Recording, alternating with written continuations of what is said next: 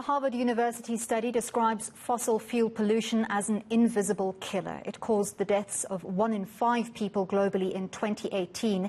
This is air pollution caused by the burning of fossil fuels such as coal and oil. To discuss this more, I'm joined by Professor Roelof Burger, a climatology and pollution researcher at the Northwest University.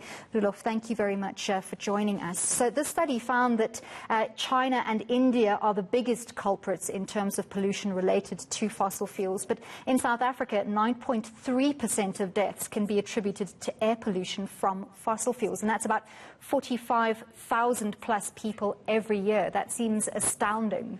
But put it in perspective for us. Hi, Annie. Yes, air pollution is the biggest environmental health risk. So this study is not new. There's been quite a few of these over the past few years. And we must always remember that these global studies work at very large scale. So, for example, their model was 50 by 40 kilometer grid boxes. So in South Africa, we experienced large discrepancies in air quality. As you know, when you go into some of the towns, the air pollution might be fairly low. But if you move into a township with high population density, it's very high. So in our estimates, these figures might even underestimate the true impact of air pollution on health in South Africa.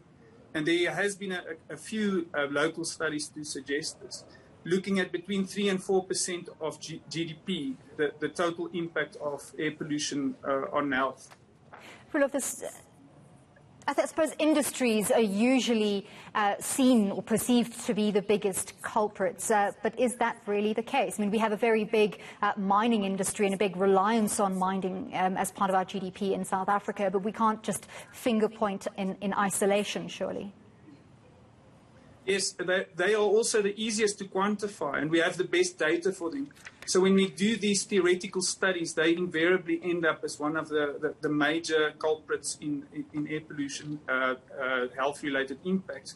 But there's many sources and classes of sources, and even natural ones.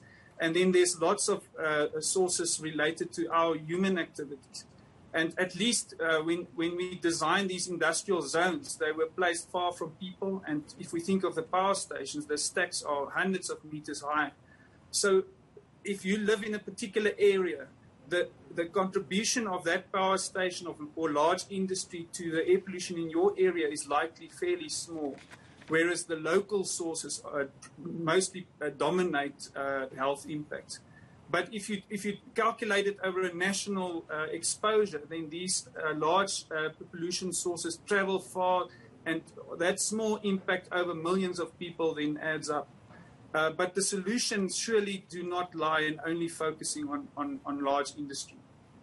So looking at our country as a whole on a map, is it possible to pinpoint where the biggest culprits lie? I know this study identified Mpumalanga. And very interestingly, this morning, or this weekend rather, on a number of Joburg-based community groups, people were complaining of a horrific sulfurous stench drifting over the city.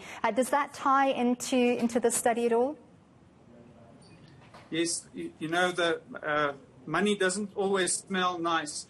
So it's also related to that tropical low that we heard about in that weather report, which has uncharacteristic flow patterns ending up with some of these large industry sources, plumes blowing over Johannesburg. So once in a while it happens, and then people smell these industrial plumes. So it does play a role, but once again, we've done a lot of studies in urban areas where people live. And if you go into these areas, you'll find that the dominant source are not in large industry. It would be things like solid fuel use, people using coal or wood for cooking and burning, traffic, old, not well-kept vehicles, waste burning, veld fires, windblown dust. These kind of sources contribute much more in a pinpoint way. And if you want to draw a boundary around the problems of pollution, you should look at all the highly dense, low-income areas. So these are the most vulnerable areas where the most vulnerable people live. and they disproportionately will also share on the impacts of air pollution. Roelof, how should studies like this inform our policies on fossil fuels going forward? Well, they could be dangerous for us, right? So we shouldn't read too much in these global studies. While they are important, you must remember that the focus is on a global level. And government is actually, they've got quite a few studies underway in South Africa that looks at these problems. So they've done studies in the Vaal Triangle and currently in Gauteng, where they take a different approach. So they at their monitoring sites, they take samples of the particulate matter, which is the one with the highest health impact, and then they try and statistically see what is the sources contributing to this point. So if we then combine all these different methods, we can come up with the best estimate of what are the sources contributing to air pollution, and then we can advise government on different mitigation efforts and do a proper cost benefit. And this is a much more responsible way of doing air quality management than just immediately assuming that the people with the tallest stacks and the most visible are the biggest culprits. Of course, we shouldn't take our eyes off all of industry, because there's a big difference in the emissions of a properly run industry and one that is not being kept up. So we do have fairly good control technologies on our large industry, and if those are in working order, the impacts that they have is not that bad. But if they are not well kept and controlled, the impact can be much worse. As always, implementation is the key. We're going to have to leave it right there. Thank you very much. That was Roelof Burger, a climatology and pollution researcher at the Northwest University. Thank you.